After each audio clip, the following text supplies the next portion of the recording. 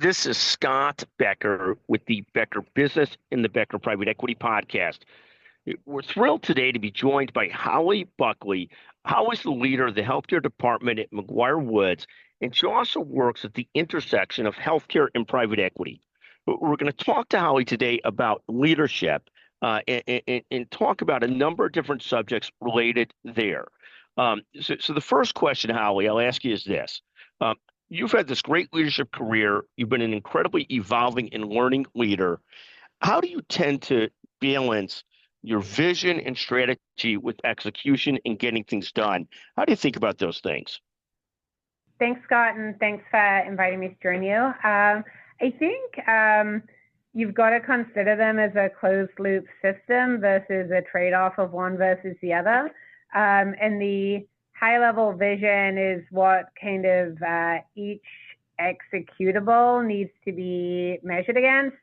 And I think that's where it makes it really helpful to have a strategic plan. And at the firm, we have a kind of a firm-wide strategic plan. And then at the department, we have our own strategic plan that's derivative of the firm's strategic plan. And it's really helpful when you're looking at executable tasks and particular things that you're focused on to say, is this consistent with the strategic plan? So you kind of have that guiding light.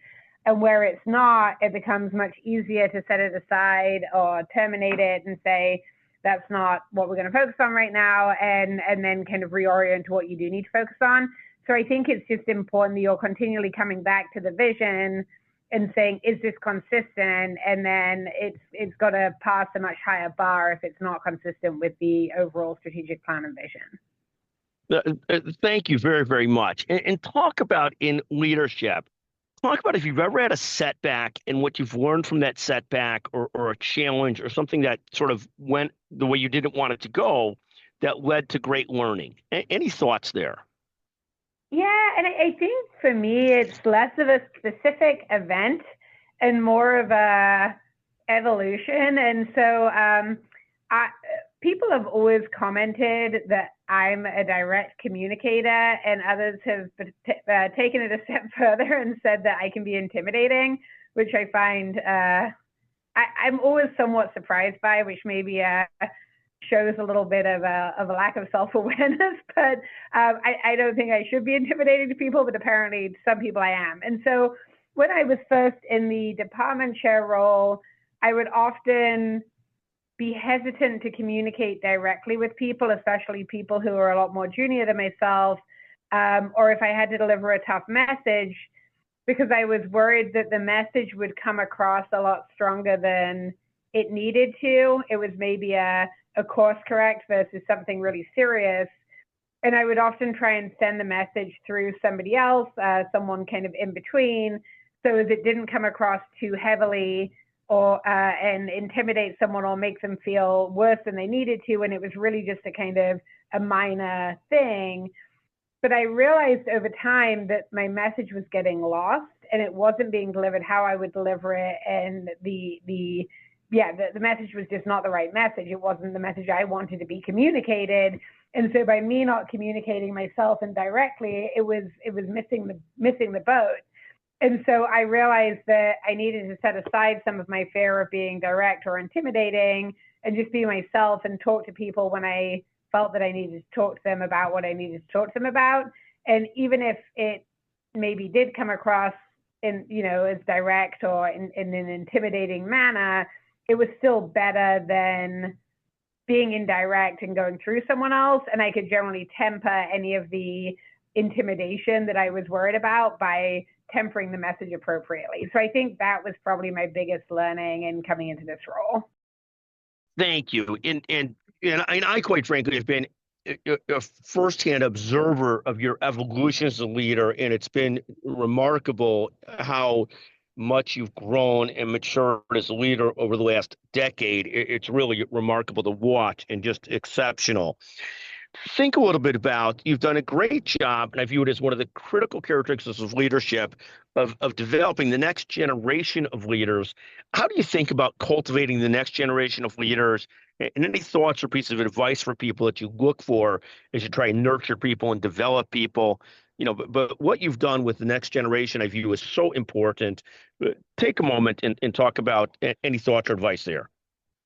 Yeah, I think probably a couple of things. I think one of them, and this is applicable in terms of legal skills as well as leadership skills, but it's the idea of stretch assignments and not thinking about what somebody's ceiling is and what an appropriate task is, and really just trying to kind of throw the world to someone and letting them fail, but with a safety net, is a great way to let someone excel.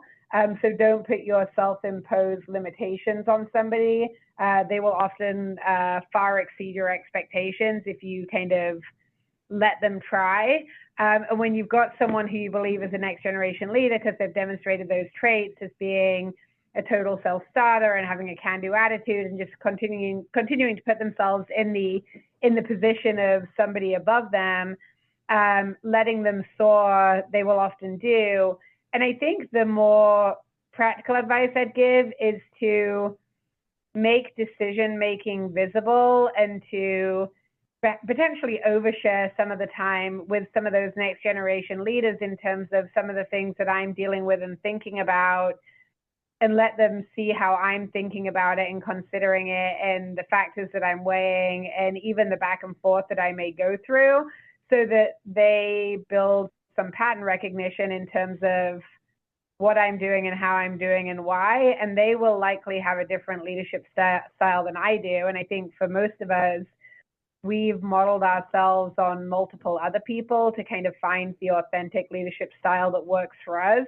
But by letting people see your leadership thinking and decision making, they can then use that to inform their own style and how they're going to become a leader in the future or today.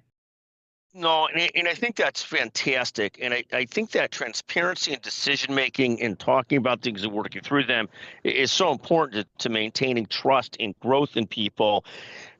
Talk a little bit about, we've already talked a little bit about how your leadership approach has evolved over the years, and I've watched it. Talk for a second about maintaining sort of trust, morale, positivity, when there's periods of disruption, when there's challenges in morale, when people are overwhelmed.